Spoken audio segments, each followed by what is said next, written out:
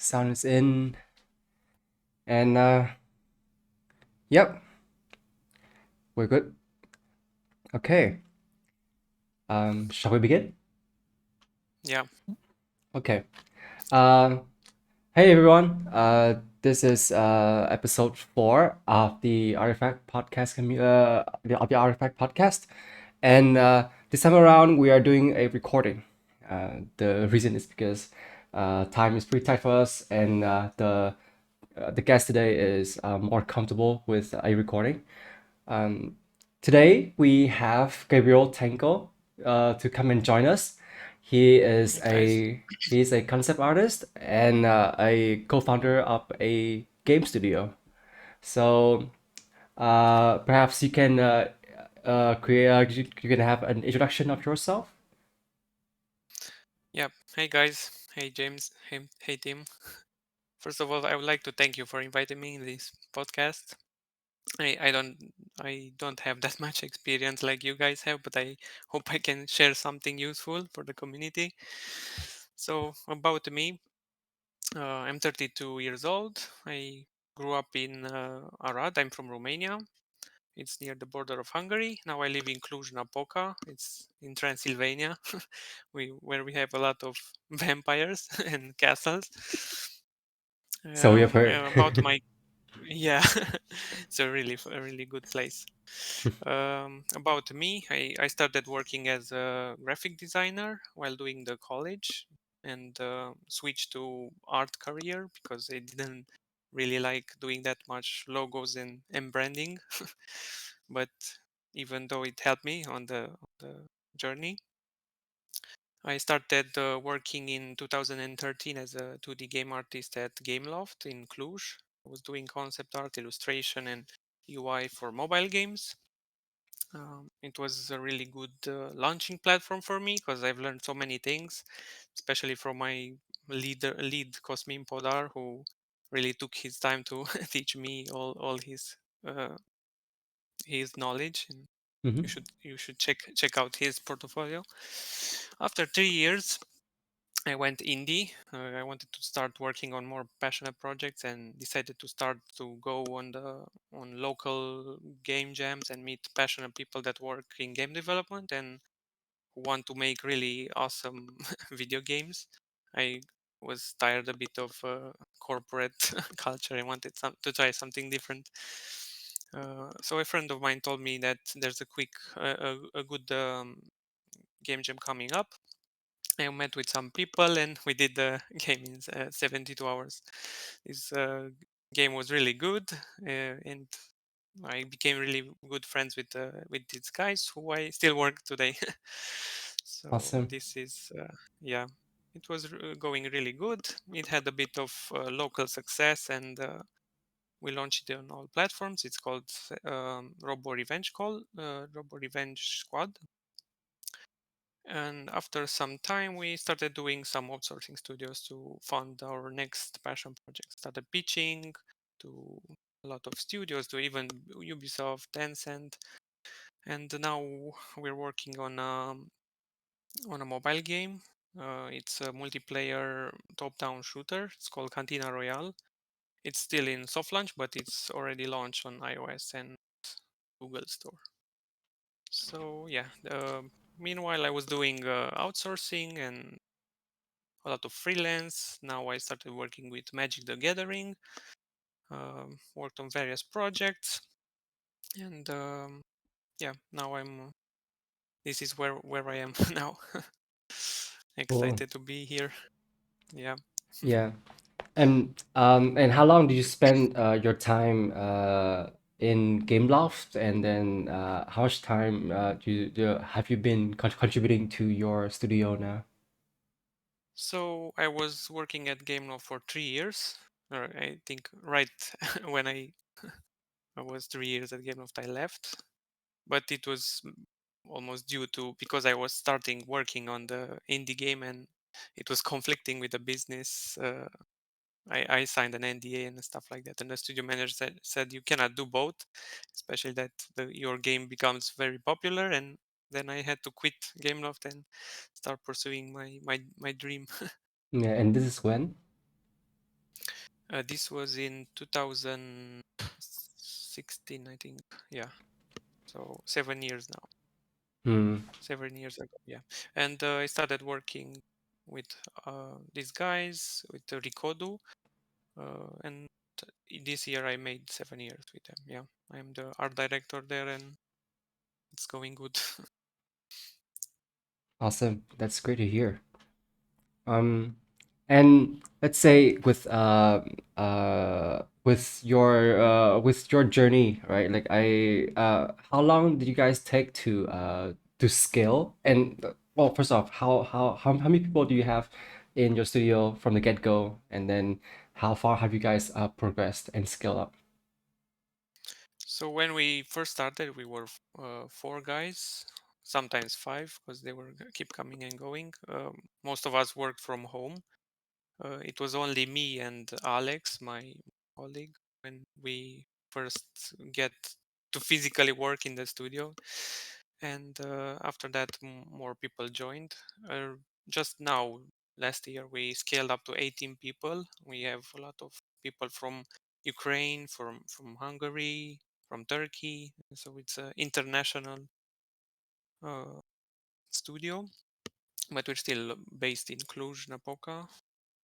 We moved to a bigger studio so we can expand more. We're trying not to be to expand too much, so we can scale properly. And even though we have success, we don't want to expand wrongly. There's Yeah. this tendency to, when you have success, to just hire more people, and then if something happens, you cannot control the outcome. Mm-hmm. So yeah, we're 18 now. Yeah, that's fair. That's fair. And so throughout your career, what is the best business decisions you have made throughout? Maybe just name one on top of your head. So yeah, this is simple for me. The best decision was to switch to indie development because it taught me a lot to be more practical and efficient, and work tightly with a team of veterans. Everyone from my team was really good. That's why we try not to hire so many people, because in indie development you have to be uh, good at many things. Not only be specialized, you have to help the team to understand game development, to understand design, not just to do concept art. And yeah, you have to work very efficient. So I Nice. think this was the best decision for me. It Just to really changed my perception, put to more bounce points in passion.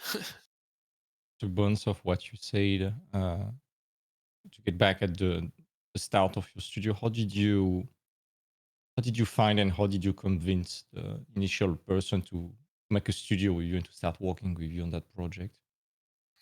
um, what do you mean? How we added more people to the studio? Yeah, it can be how you added people, how you what did So you find them, and we had luck with our project. We When we started the indie project, our first project wasn't very successful financially, but it really helped us with putting us on the map. We really showed people that we can deliver a game, which is not easy to make, especially that it was a really complex game. It was multiplayer, it was co-op, it was on different platforms. It's we were trying to do something very complex from the start, and it really brought us a lot of confidence from other studios, which was really helpful when we started outsourcing, because a lot of we could sell our experience as a team, and they could just, it was very palpable. Like, okay, these guys, we can even show them the game. This is our Steam page. This is how well it was received. This is what we know. And yeah, we were really already already there. So nice. this helped us a lot. Mm. And yeah, people were really interested in us. Even they were starting writing us, so which was really nice. And we posted a lot of stuff on the, I personally was doing a lot of personal art. and people were inspired. They wanted to work with us. Even now, they're still writing us. Sadly, we don't have a open position, but it's really nice to see that people are looking up at us. We even try to make an example. In Romania, there's not a lot of video games that are really popular, or we don't have this good examples. For example, like Witcher in Poland, it started the whole funding culture in Poland, and Yeah. projects are keep appearing. In Romania, it's not really there yet, but I hope so. Maybe starting with us. Yeah, why not, right?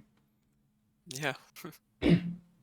So, since because like the I can only assume that the idea of making games is more compelling and more of a driving force for you compared to concept art, right? Because you want to make games, yeah. Yeah. Yeah. So So like I know that like this it is very passionately driven, but like because once you get into co-founding a studio and running it, there are so many gears to turn, there's so many gears, there's so many roles that you have to adapt to.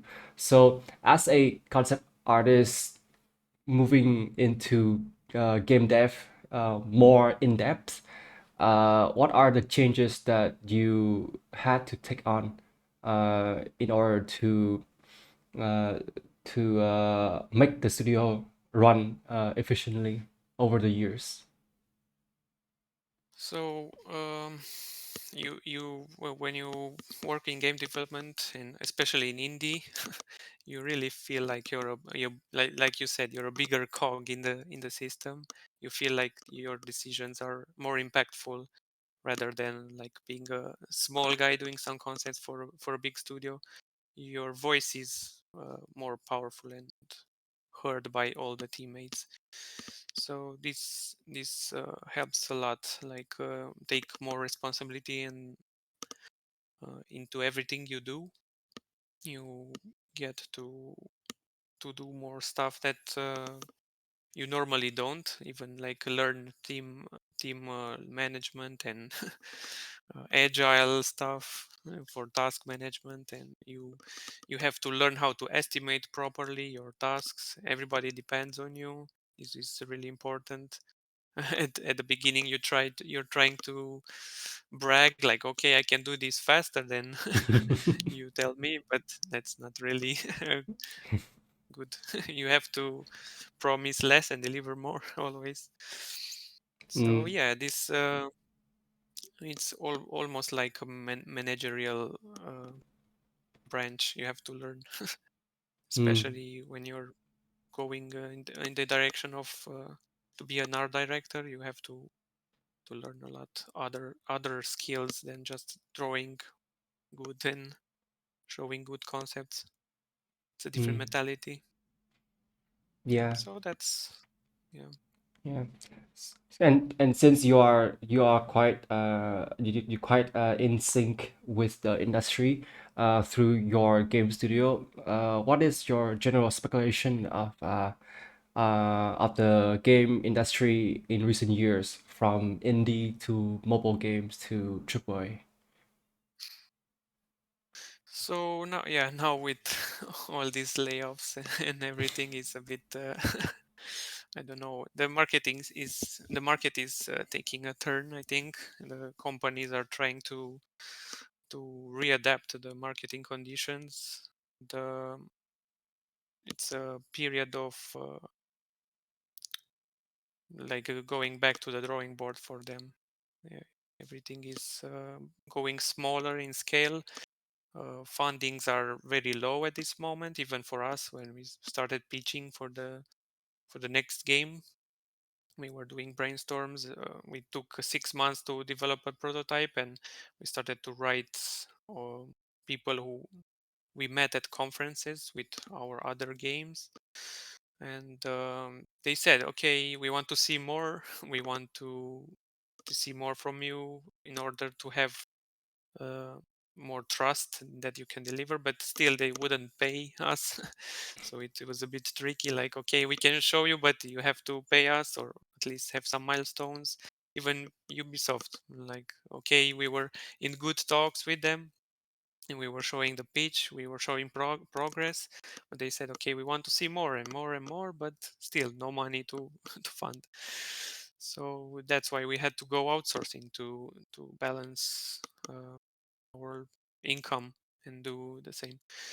And yeah, we have to be very, very practical to in order to survive, and we have to take more risks. And as an indie studio, this is another thing. While big studios are playing safe because they invest a lot of money and they have to please the shareholders at the end, the indie has to do the opposite. They have to be very unique, have a good voice, and find a good niche for the game to sell. They have to understand the audience, and yeah, that's that's what an indie studio has to do to survive. Yeah, that's fair. Yeah. Go ahead, Tim. It's like in it, what you mentioned is like in any business, you need to understand the blatant need and you need to deliver a solution to them. And hopefully, people will react positively. Um, Yeah. just wanted to ask you more about finding the initial funds, convincing investors. Was that just by showing your game, or was there anything else involved, aside from paperwork, of course, Uh, that you did in order to find your initial funds? Luckily, one of our colleagues, Alex, had a friend who was an investor, and he he really pushed to make him believe into our project that it's going to do fine, and it really helped us. But Nice. almost at the end of the project, we almost ran out of money, and we started looking for a publisher. And it was a really long journey with the lawyers and everything, because you get this contract, you have to read it and then send it to the lawyer, and the lawyer sends to the other lawyer, and then they change it, and it can take up to 3-4 months. So God. Oh, and that's at the painful. end we still not happy, like, okay, you change something in the last minute, we don't Mm-hmm. trust you anymore. Oh, So yeah, it was a struggle, but in the end we found some guys from Poland who helped us outsource the project, and release it, port it to PlayStation and Nintendo Switch. yeah, that's But great to even hear. then, they didn't had.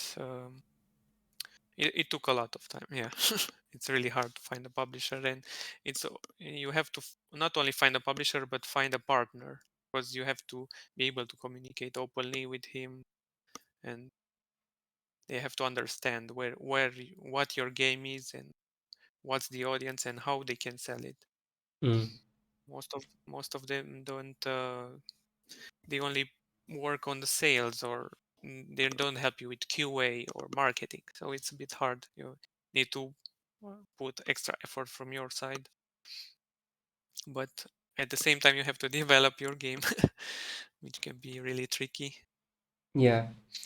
Because I think that throughout that process, it can be seen that uh, with indie game studios, you guys may risk a lot when it comes to the ideation process.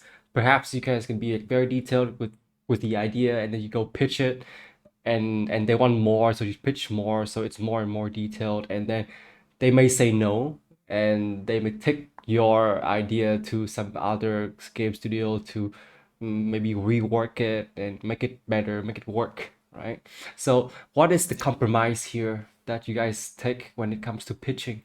Because obviously you guys are showing what you can do, right? And it's so, and hmm it may risk losing months of work, right? Simply because the other guy have more money and they can take it over first, before you can release your games.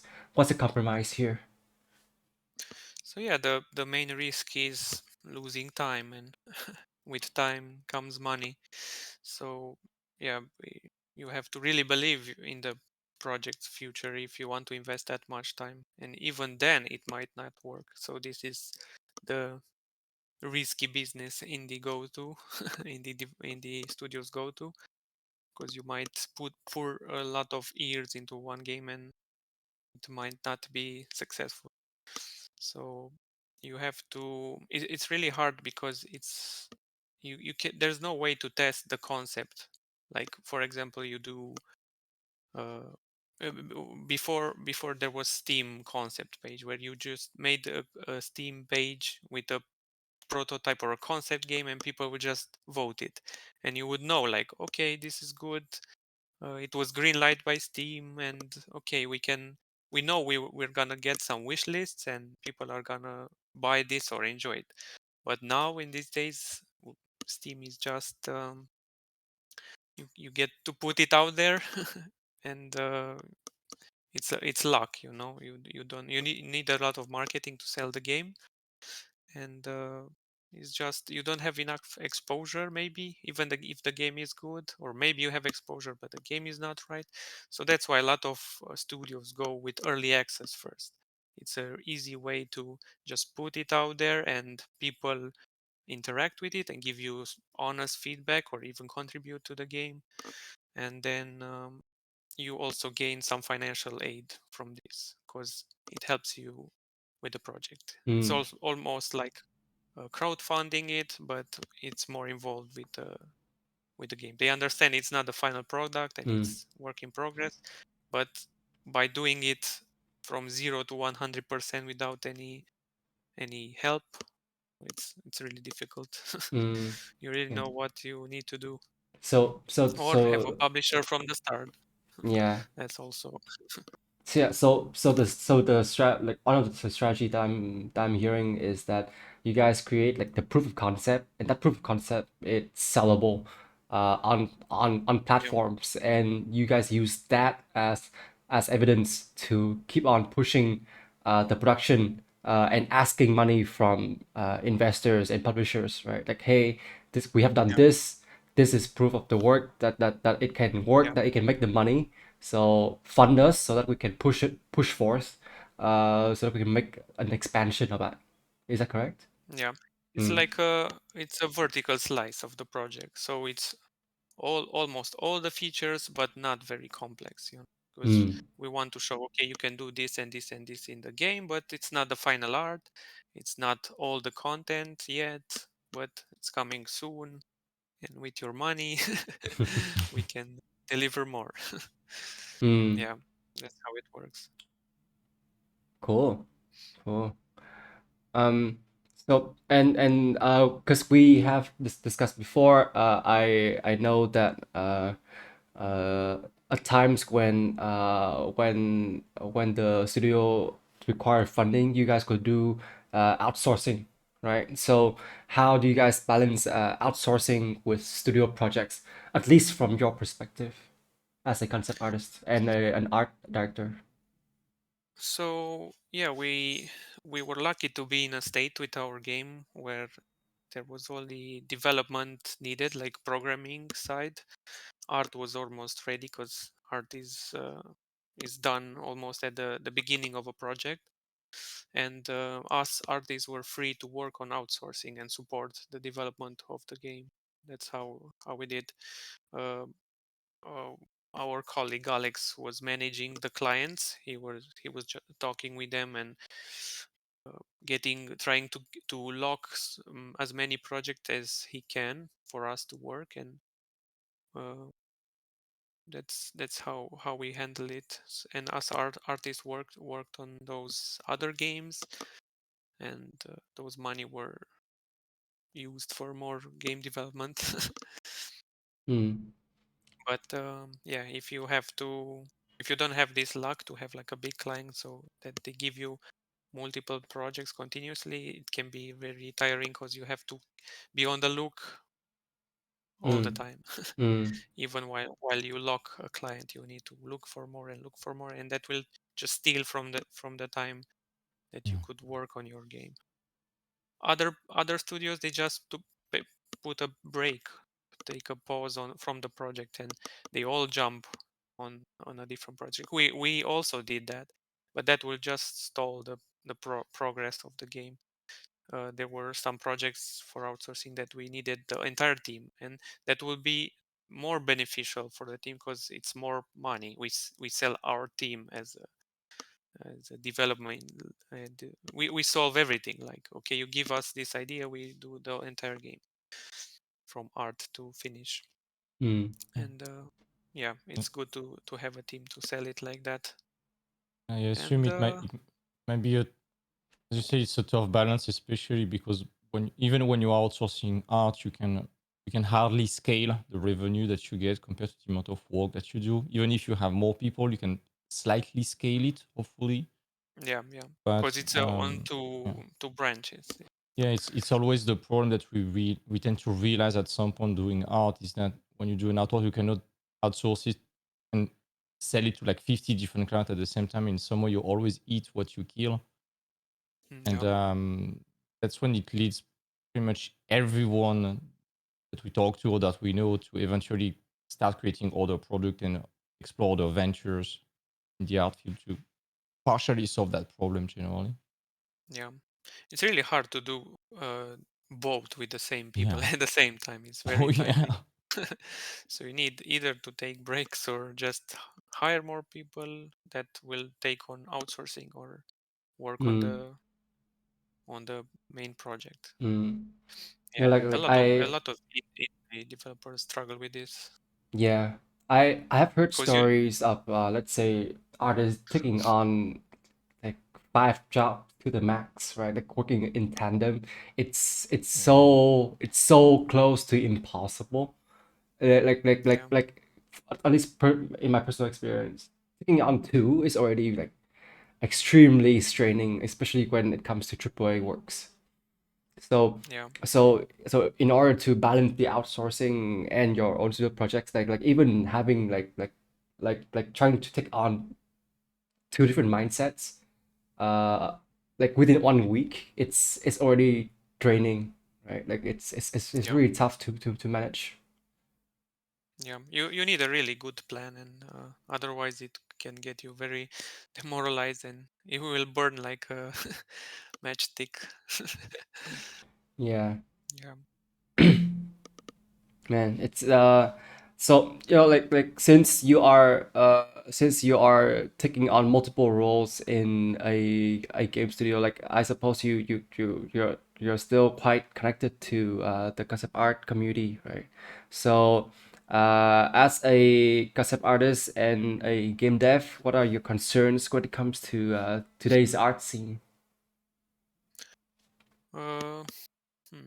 What I think about this is that a lot of artists are not focused on making functional concept art. This is the big issue.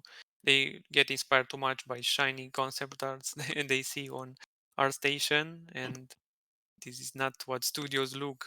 Studio look for practical people and problem solvers. They rarely ask for highly detailed pieces. Maybe only if you work in promos or marketing or stuff like that. Yeah. But that's like 5% or 10% of the entire job you have to do in a studio. The ugly part is problem solving and taking decisions and be responsible for this, because every concept you make is a feature where other people will work on it. You have to think of it like a bigger problem to help your colleagues understand what needs to be done, to understand from the shape language. Maybe you That's why it even helps to jump a bit into 3D, because you can show it in the game view, or you start animating it a bit. Even if it's like a UI, you just make something move or a flashing, and then the gameplay programmers will know what to do with it, or the UI artists, or they will know how to take it and how to implement it. So you have to think about implementation first. So this is, I think, what a lot of concept artists are doing wrong. They they they don't think of the purpose for concept. Yeah. They just Always try to make pretty images. always that idea of how long can you keep the production team busy in a relevant way. with one piece and realize that the fancy keyframe that is front page material on ArtStation, you cannot even model a single thing out of it. You don't Yeah, have enough information. it's true. Yeah, they don't know what to do with it Yeah. if you just it's not helpful. Yeah. What they can do is think more in terms of assets. Like, okay, I'm creating an asset. This thing will be used by a 3D modeler. Okay, so he needs very concrete design, shape, language, silhouette. They prefer line art over highly rendered stuff any day. They will just swear you. They will just want to punch you if you show them highly detailed renders.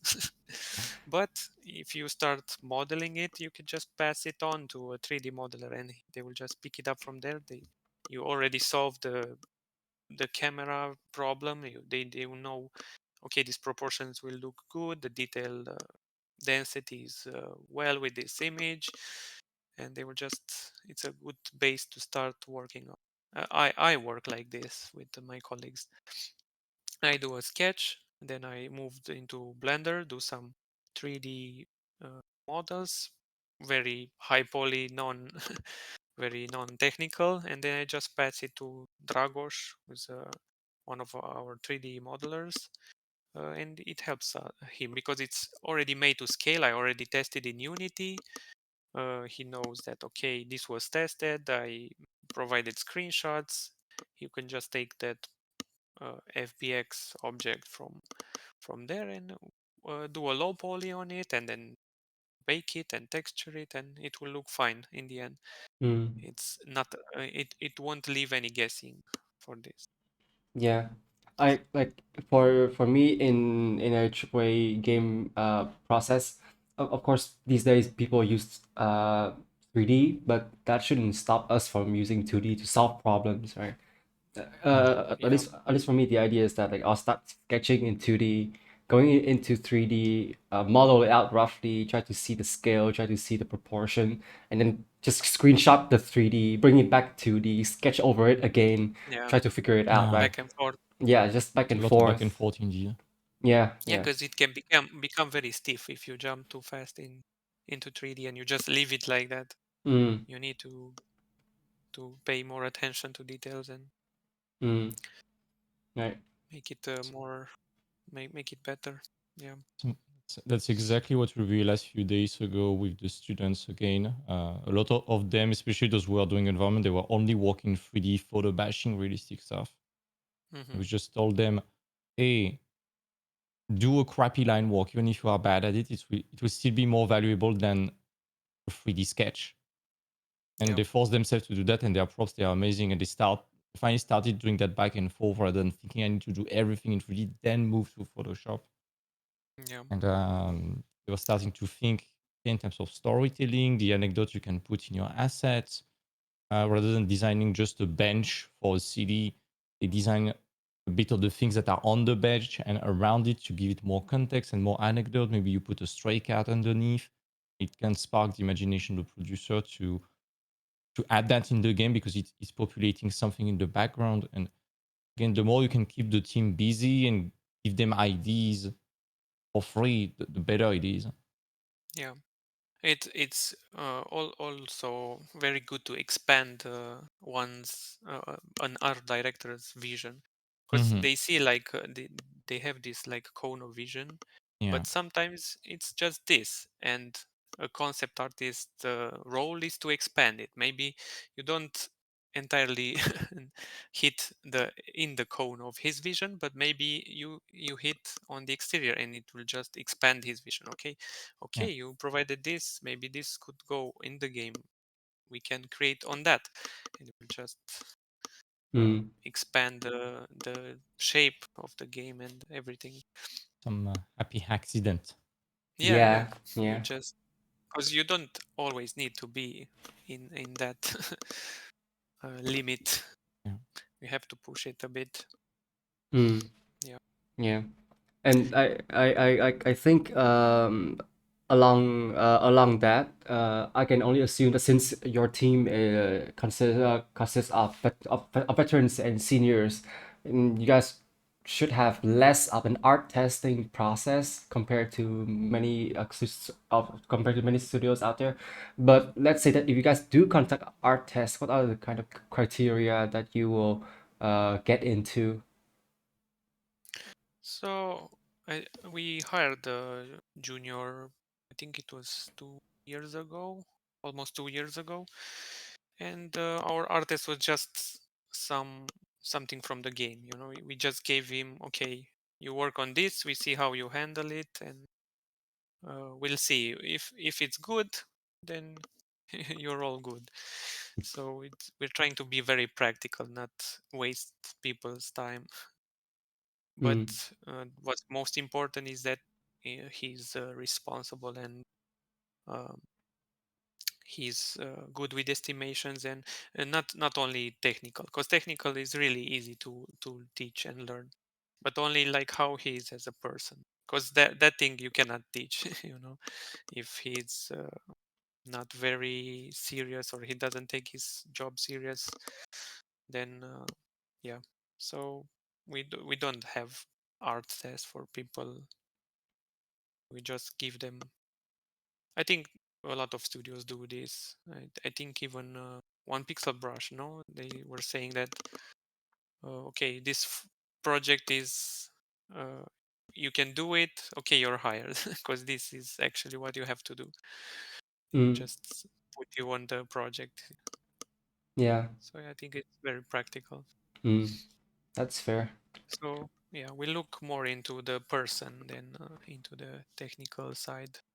Mm, We even like people who are at the beginning, because it's more easier to form mm, on the pipeline, and mm. because a lot of people who are, for example, starting directly with freelance can get really weird personalities or It's egos. It's really hard Mm, yeah, to. Yeah, they don't want to do that, or they don't want to do that, or they just want to do what they like. So yeah, it's easier to teach yeah, yeah. I, I, new I think like newcomers. I think for most artists from the get-go, right, they tend to get into like this idea of, oh, all my ideas are sacred, so I'll try to protect it. But over the Mhm. years, that's I think for concept art, right, that's a no-no.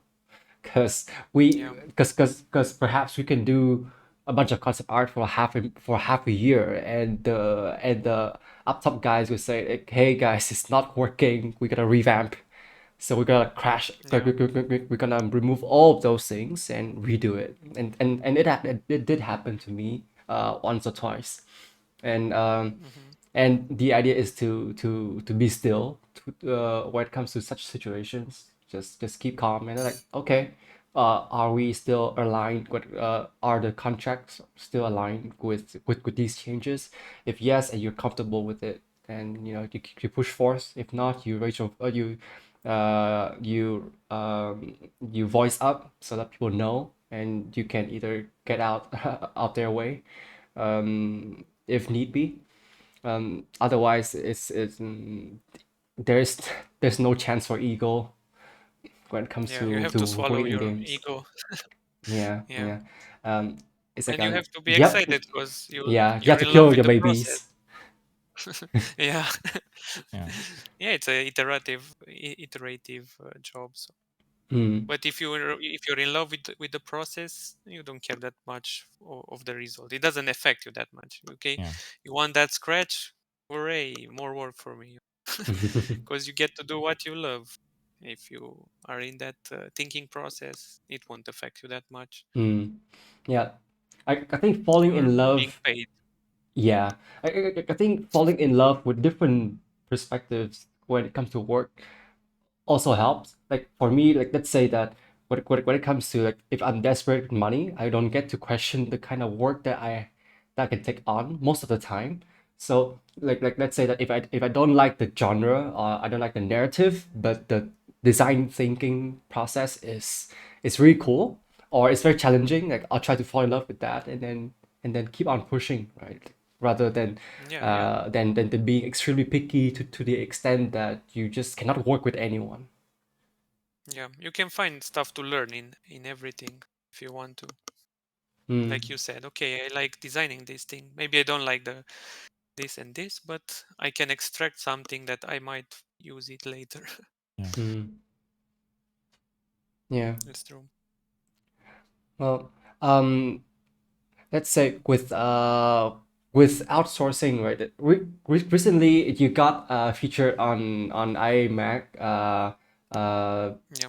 And what came along before that was that you get to publish two of the Magic the Gathering cards, right? Hmm. So, what how do you get to work with them? What's the process like? So I was lucky that they wrote me. I think it was right after I published some personal works. Mm, I think it was right up their alley, and they said, okay, this guy can illustrate fantasy stuff or more highly detailed pieces. And it was that illustration for Halloween, I think, the mm. the horse Oh riding, yeah. and they really liked it. There's this art director, Casey Murphy, contacted me. They said they want to work with me. At the same time, there were other outsourcing studios waiting for me to write them, and I had to say no. And I was really lucky to for them to find me. They said Mm, they want exactly that's my style, because Magic the Gathering people they look for you for your specific style. If you were Yeah. planning to change it, you have to announce them, because they expect the same quality like you put on ArtStation, for example. Yeah. In They are the one this, reaching out to you, right? yeah, they reached me, and yeah, I said yes. I was really interested. They asked me what I want to do. They have characters, lands, and monsters. I said I can do anything, but I prefer landscapes. I like environments more. And they said, how many can I do? It's like a time frame. You just tell how many. They didn't give me how many I asked, but I said, okay, let's start with 3 because it's the first time. And then they just sent me the briefs and I started working. It's a process of 2 weeks of work and then 2 weeks of reviewing, because they have to talk with the third party. It was Bethesda because the project was Magic the Gathering Beyond Universe in the Fallout universe, and they had to speak with them to ask feedback and then come back to. You have this sketching phase, and then you have the color rough stage, and then you have like almost a month to polish it at the end. It's really cool. It yeah. was really easy to work with them because they like what you do, and they don't have that many feedbacks. Only if it's from a client. Or yeah, Mm, excited to get more works from them. That's great. yeah. That sounds great. I think it's always nice to to really think about what you like to do and then you start doing it uh, as personal works and personal projects, and then that that actually could take you so far. Because um, with my career, it's quite similar.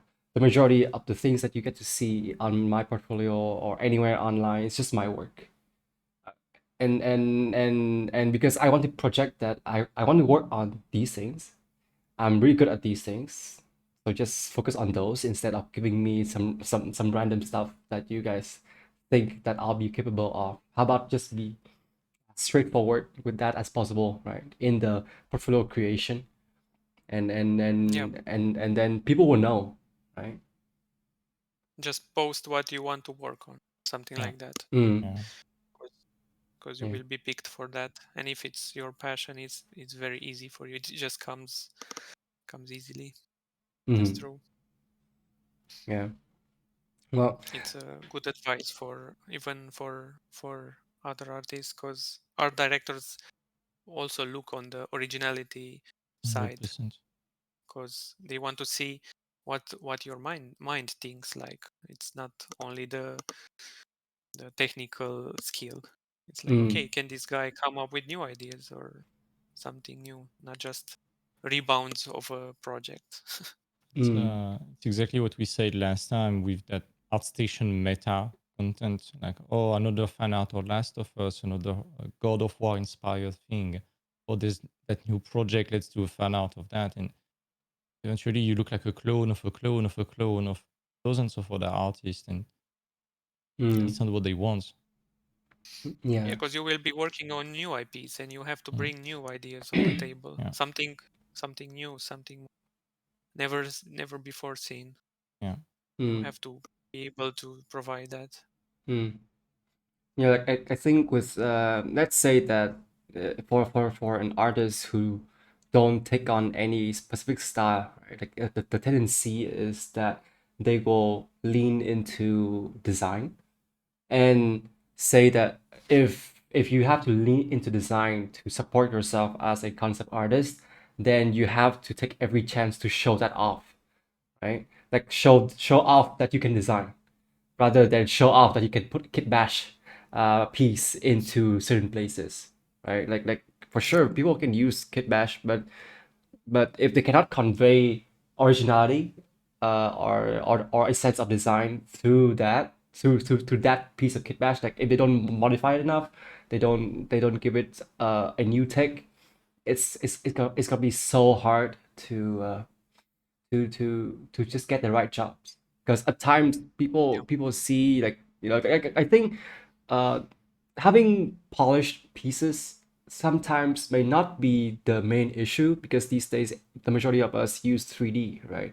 But like even if you have a polished pieces, they gotta show that you can design, right? Like hmm if you have polished pieces, nice lighting, nicely rendered and comped, but you don't have any new idea, or perhaps you don't even have an idea of what you are trying to do, right? Like you put an Asian looking car in a Seattle situation, it's very off-putting, right? Like yeah, and the people who want to hire you will know that, oh, you're not that good, so we won't pick you.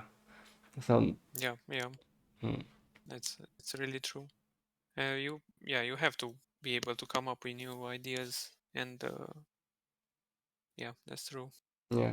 I I Uh, I I so, I think it's pretty ironic that, as for I think for concept art, like we've been existing for about 30 years now, and people still have to grow into the idea that you need to have new ideas.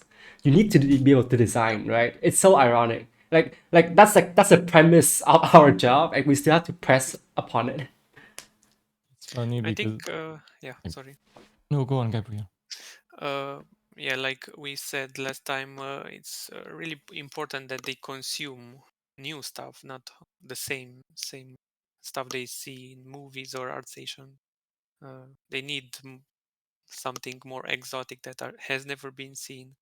They have to read books and experience life to have important, more original ideas. So if you consume the same stuff, the result will be the same stuff.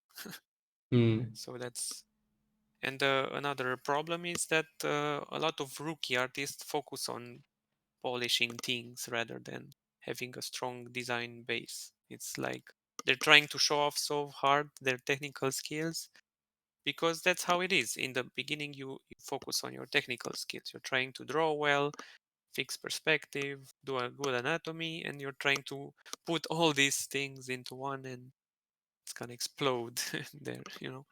And the more you mature, you will think like, okay, I need to simplify things and get to the point very straight. It's like communicating an idea. It has to be readable in 1 second when it's on screen. It takes more time to make something simpler than something more complex.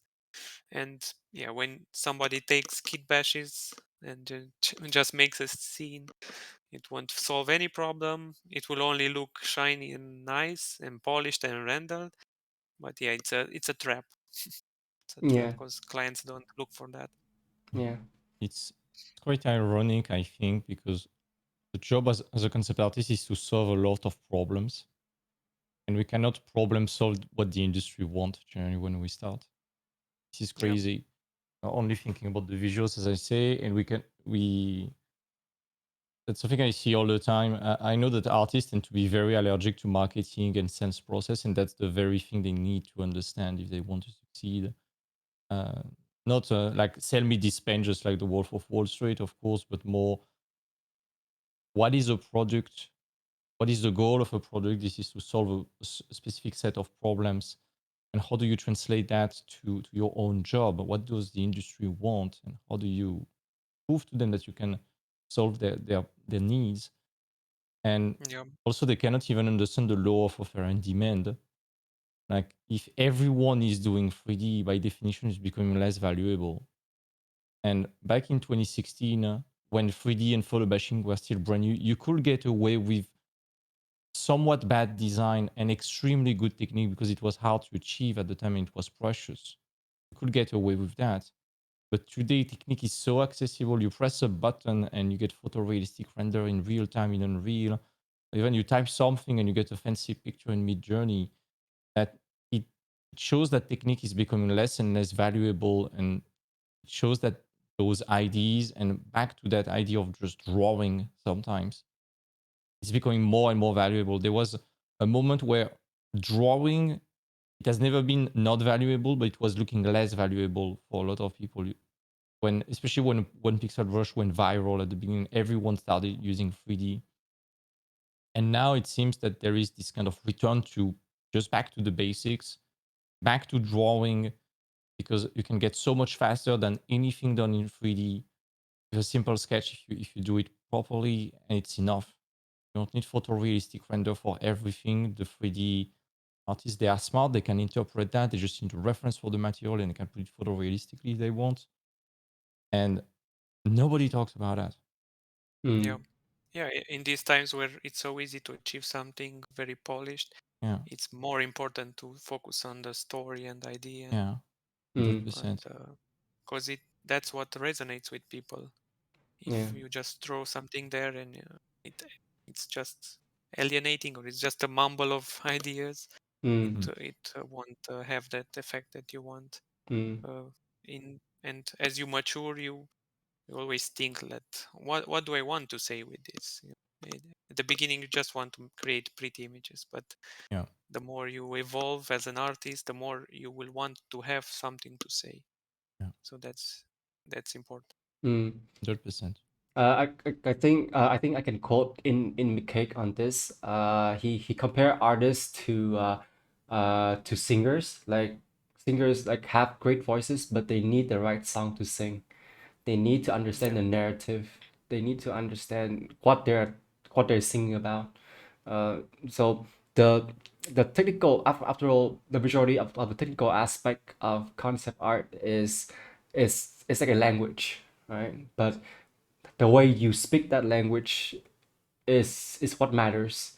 You don't just think that you can draw that you can draw random stuff and people will accept it, right? Like you have to put thoughts into it. Um, I did have this conversation with an artist online recently on quantity versus quality, and different artists sells the different sell things in different manners. Some of them will sell quantities, right? Like there are many of them, but if you have many of them and they are all crap, then you better have a strong sense of marketing. If not, it's so hard to sell, right? I think a prime example of a quantity model being successful is Beeple and his hmm first 5,000 days piece, right? He sold it for yeah, I think 60 mil. And obviously like it's a lot in terms of quantity, but at the same time is part of the artistic philosophy that he took on, and then he got audiences and he got sales and marketing afterwards. So yeah. there He is sold so the so idea. yeah, he hmm sold the idea really well. But when it's come to quality, right? Like that's something else. Some people may see quality as so time consuming and so hard to manage that they will they will reduce themselves to quantity only, and that is dangerous because at the end of the day, we all still want new ideas. It's not like we all accept one thing and then move on because in like when it comes to human nature, it doesn't just work like that, right? Like we want to explore, we want to see more, we want to push forth, and by seeing more, it's like seeing more of the novelty factor, and not seeing more of the same thing all the time. Yeah.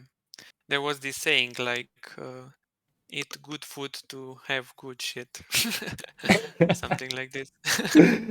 You have to consume good stuff in Yeah. order to produce good stuff. Yeah. If Mm, it's bad, still yeah. the same. There's also that saying, I think it's Anthony Jones who said it first, or at least that's why I heard it first. He was saying something like, if you're not good, you better be fast, and you're slow, you better be good. Yeah. That's Oh exactly yeah. that. But Yeah. I will always lean on the slow but good rather than not good but fast. Yeah. And you know what? Nobody complains that Yeah. you're being slow. At the end, is if it's Mm, good, it's very nice. yeah. Yeah, there is always that culture about speed and efficiency again probably tied to the fact that we see only the keyframes, and this is the easy stuff. A beautiful picture you see on ArtStation can be made in like 2 days, 3 maybe. Yeah. But it's once the design is done, and the design Mm, might have taken like 3 weeks or a month or something like that. And yeah. they are focused so much on that, they're putting themselves pressure like, oh my god, I need to do the full design in like a week from Mm, start to finish, including the sketches. No, you will have maybe a month in production. Stop mm, stressing about that. And a company is not in their interest to give you not enough time, because you will rush it and it will go to the garbage. mm, Yeah. You will always be trying not to negotiate, but to find a solution and to discuss with the company, with your client, like, how do you want it? How much time do you have? What can we do with it that time frame that is reasonable and good for you and that is reasonable for me? And you always try just to work together and figure out the best strategy for everything. It's mm, not just the client telling you, I want this for that date, do whatever is necessary. Sometimes in freelance, but certainly not in a company. Like we said last time, I think it's also the professionals, like they're showing off Yeah. very fast drawing Yeah. skills and fast forward, speed painting, stuff like that. And people think that that's how things should be done. And Yeah. mm. And sometimes like that kind of speed show off is understood in the wrong way. They are not showing off that they can. Sometimes they're showing off that they can draw fast, but the more professional look at it is that, oh, they can ideate very fast, right? And that's the yeah, key, right? Like they can jump into new ideas like really quickly to provide the yeah, iterations that the clients need. And hmm that is and that is misunderstood in many ways. I think if you get complaints that you need to work faster, for us to work out, the tendency is that it comes to, like, right at the beginning of the deal, right? Like we talk to them, okay, I understand the things that you want to do, but like it's too short of a timeline. I want it longer, or perhaps the client said that, oh, that's too long. We cannot take it, right? yeah, And otherwise, if you are responsible and you understand yourself well enough, you can gauge yourself clearly. Then there's barely any chance that people will judge you for your speed, because Yeah. yeah, the outcome, the output, the value created is very high. yeah. Professionals are faster because they make bad decisions faster and they can correct it. Or That's they fair. made as many, yeah, they made a lot of bad decisions at their time, so they know not to make them again. Yeah. Mm. Yeah. They fail faster. That's that's a professional. That's always a question you hear from rookie artists, like, how do I get faster? How do I get faster? You There's no way to learn that. It just comes with experience. As bad of an answer as it sounds, that's the truth. And you need, as you say, to fail, succeed, to understand what works, and eventually it will connect in your brain. You will come to the good decision faster. Mm. As simple as that. Rendering, yeah, sure, you improve that, but again, you don't have to consciously train that because it's just habits. and knowing how to do something almost in autopilot at some point, coming up to solutions faster to render that thing. So it can always be learned, sure. But when it comes to design, it's just connections in your brain, and this is a muscle you need to train. There's no shortcut for that. Yeah, yeah. Well, okay. We are reaching the 1 hour mark. You guys have things to take on after this, right?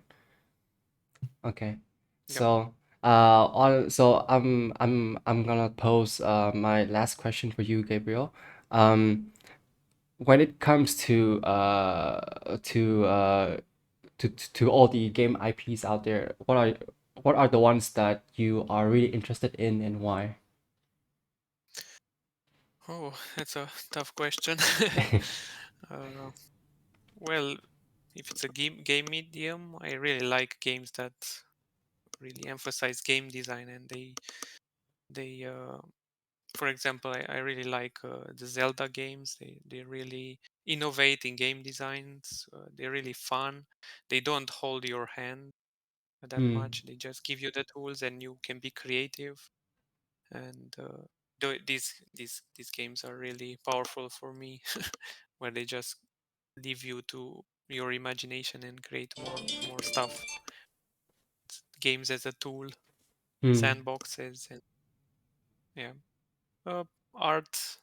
They have to have really good art, but as we saw with Pal World and and the Little Company, art is not that important. So yeah, gameplay first. That's for me number one, and story maybe after. Mm, Yeah, I alrighty. really love the Zelda games. Right. Tim, you have any last questions for Gabriel before we That's wrap up? fine. All the question I was planning to ask has been answered one way or another, so I'm perfectly fine this way. All right. I know this is a much shorter podcast, but hopefully everyone enjoyed the conversation. I know that because like I've been planning to pick your brains for a long time, Gabriel, and it's great having this talk with you, and hopefully we can meet together again and have more conversations like this. So thank you so Yep, much that would be for nice. joining us. It was Thank you. amazing. Thank you for inviting me, and I'm glad I shared something for the community. Awesome. Bye, All right. guys. All right. See you guys next time. Yeah. Take care. Bye Yep. bye. See you Bye soon. bye. Bye.